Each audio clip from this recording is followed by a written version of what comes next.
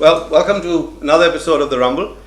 My guest today is younger than the usual person I've been interviewing all this while. She's much younger. And she's a singer. I've been talking to a lot of singers today, but this somewhat unusual, different singer, not the one doing all those Tamil pop songs and Hindi film songs or even Tamil film songs. She's into Western classical, which is very rare. And if you ask me, how did she ever know that she can sing it? Her mom spotted it. So that's how great talent is found, the mother or the father. So, Anisha, welcome to the show. Thank you. So tell me, you've just come back from Singapore or you've been here for some time now? I've just come back from Singapore. I've been here for about 2.5 months. Oh, that's it. Yeah. So you had gone there obviously to do something other than singing, though I know singing is a major part of your interest. I'd gone there to study design. So I left just after I finished school, that is. So I left when I was 17. And I went there to study 3D design. I had a motive in mind. I wanted to study interior design. Okay. But the course, initially when I asked around here, I said, I'll consider the option of studying in India.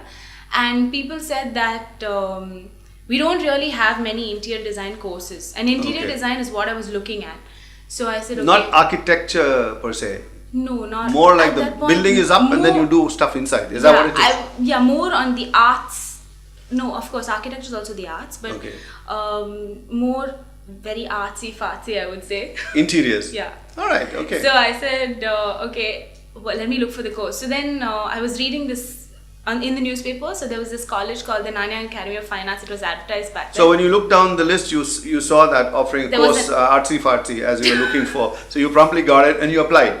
No. They said I saw the list of things and the list of courses, and one of them was interior design. Okay. So I said, okay, gonna start. Let me do interior design. Let me apply. And my mom I had gotten admission in Stella and MOP already, but I said, okay, let me apply anyway. So then I went ahead and did the entrance test and everything, and they do a general entrance test because it's an arts college. So you can basically do one entrance test, and you can. And this is applicable for any student going across to Singapore. You can do these entrance tests from India. Yeah. Or do you have to go there and do it? No, you can do. So this Nanyang University, they hold their exams here in India. Yeah, they have one center in Delhi and Madras. Oh, so they're actually looking for Indian students. It's not that you just stumbled and fell in there. No. They actually come here looking for Indian students. They come here, they go to a lot of places like that with, the other people come down and conduct the test for you. Okay. Yeah. So worth every bit? Worth every bit, definitely. Yeah? Definitely. Don't sound too sure. No, actually, the thing is that I might not, I really enjoyed the education over there. Okay. But then it was really hard. It was pretty hard. And Singapore is a very difficult place to live in. Yeah, a lot of people say that. Yeah. It's not as wild like the Wild West in India. You come, you don't come, you burn buses, you do whatever you feel like. None of that stuff. Definitely not like India, but there are good things about Singapore as well. I did have a great time. Learned so many other things, but it's still not the same. It's not the same. Okay, how about the other two major racial groups, as they call it, the Malays and the Chinese, who are there in Singapore? Yeah. There are Indians there also, of course. But those Indians might as well be from another alien planet. They're not like Indians at all. At all. Yeah. They're just in looks they look Indian. That's about it. Yeah. And you can't relate to them. You can't. Who are you easier with, the more comfortable with? Chinese or the Malays? The Malays. But the Malays. I did have a lot of Malay friends. But I had very, very few Singaporean friends though. I had maybe one or two good things. I had a really nice Burmese friend, Orange. Okay. And I had a couple of Malay friends. So this university is going and picking people from a lot of countries. So it's actually melting pot. Not melting pot from the West. But right. But from Asia? Southeast Asia, yeah. Definitely. Yeah, definitely. It's the hottest educational destination. If you were to look for, like you had to go there to do the course that you were... Interior design? Yeah. It's in Singapore, it's the oldest arts college. Okay. It's the best you can go to. No, since you went there, you obviously saw something that they are doing which is not being done here in our country. At that point, when was this, 2009, there was no real... And now? Now there are courses. There are definitely courses. Where, in Chennai? But, in Chennai there are. Oh. I think you have one in... I'm not sure.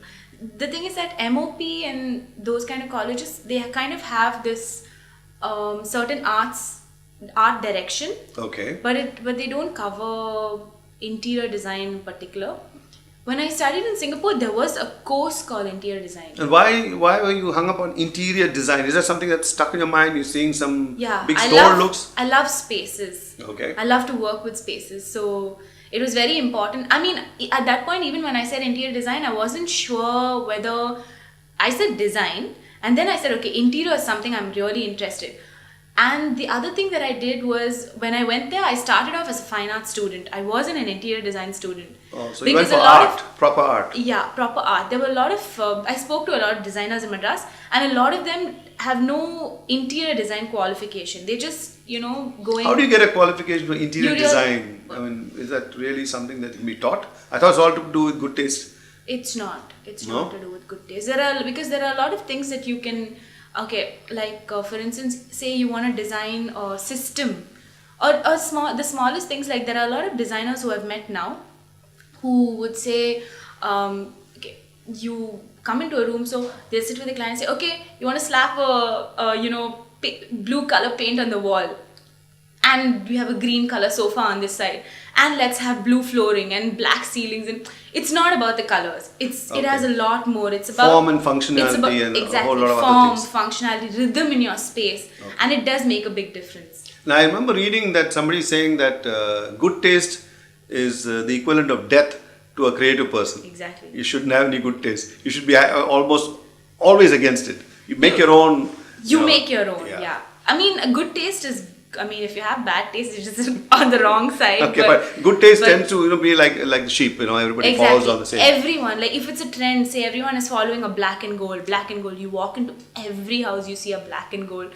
Then you, as a designer, you should start to break the monotony. You should say, well, at this point, what can I bring in? What is going to be new? You shouldn't. Good taste. There is no good taste. Good. She just came down to the same conclusion. There is nothing called good taste. So when we come back in the second portion of this talk, we'll find out what is it that made that Singaporean experience any different from what she could have got here. She would have realized by now.